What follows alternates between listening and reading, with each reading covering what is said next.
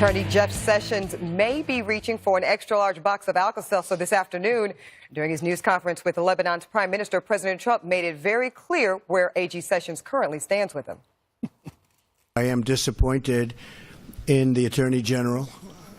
He should not have recused himself almost immediately after he took office. And if he was going to recuse himself, he should have told me prior to taking office, and I would have quite simply pick somebody else. So I think that's a bad thing, not for the president, but for the presidency. I think it's unfair to the presidency, and that's the way I feel. And President Trump not stopping there, also highlighting another issue of frustration with the AG. I want the Attorney General to be much tougher on the leaks from intelligence agencies, which are leaking like rarely have they ever leaked before at a very important level. These are intelligence agencies. We cannot have that happen. We will see what happens. Time will tell. Okay, Eric Bolling, I want to have a better understanding as to what is at play right now. Let's back it up.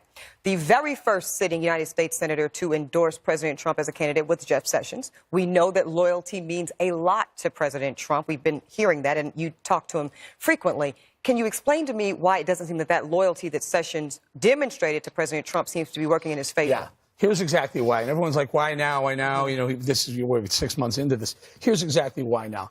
Because Jeff Sessions recusing himself after he was appointed Attorney General has caused a domino effect that is metastasizing right now, not then, right now. What he did was he stepped aside. Rosenstein, the Deputy Attorney General, wasn't appointed by Donald Trump, ended up saying, hey, we're going to have a general counsel to investigate Russia.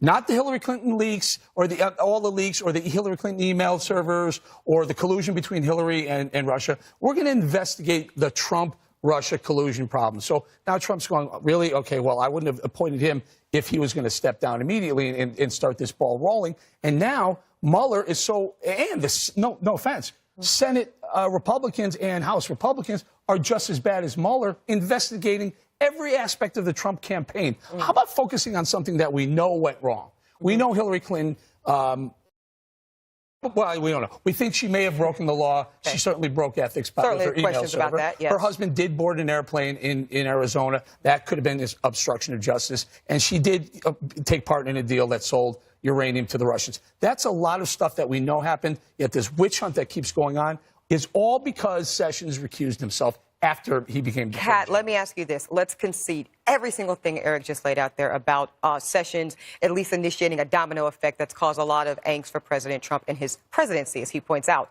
But why do it publicly? Why not have this be a closed-door situation where he sits Jeff Sessions down and says, buddy, what are you doing to me? Give me some relief here. Absolutely. I can't think of a single situation in which you see a workplace where a boss keeps repeatedly publicly humiliating one of his employees and be like, wow, things seem to be going well over there. I mean, that's a disaster.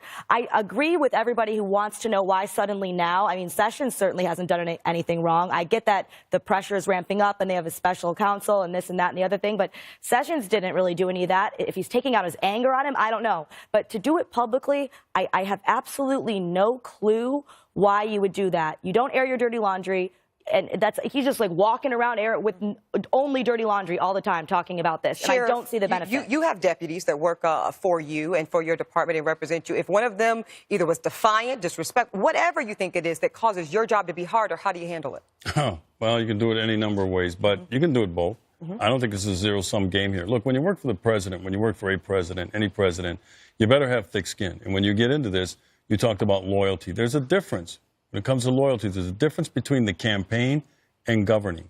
And some of the things that Attorney General Sessions has done has caused angst in the White House. And that's just what happened. But at the same time, in the end, the president is going to win. Why he's doing it publicly? Look, President Donald Trump, he's a smart guy. When he does stuff, he does it for a reason. He knows it may not be real clear to us why he's doing it the way that he is, but he is transparent. And when he's done this stuff behind closed doors, like his meetings with Comey, he got blasted by the media for some of the stuff that was leaked out of that and some of the stuff that was said behind closed doors because it gets out anyway. So this thing will play itself out. But in the end, President Trump's going to win. All right, Rachel, thoughts on I think that's an interesting point you make.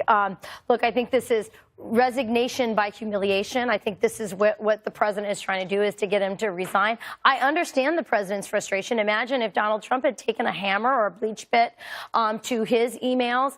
Instead, he turned them over, and he sees that it's very unfair. If your last name is Clinton, you get away with it. And if your last name is Trump and you have a 15-minute meeting with a Russian, suddenly you have senators calling for treason. So I understand his frustration, but Sessions has been a very loyal, good person to Trump. And I still think that he should be treated with the same respect that you treat people in your family. If I get in a fight with my husband, I'm not going to go on Twitter.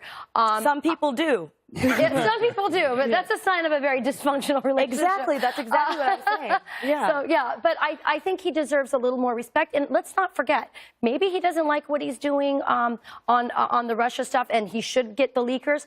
I am so proud of what Sessions has been doing with MS-13 and a lot of the other things that he's been doing to get rid of gangsters and felons that are in our country. So he deserves some respect for not just his support for the president during the campaign, but also some of the many good things he's doing as Attorney General right now. Well, the saga certainly continues, and we'll see how that ends up. But coming up, Jared Kushner and Paul Manafort both on Capitol Hill today facing questions over the Russia probe.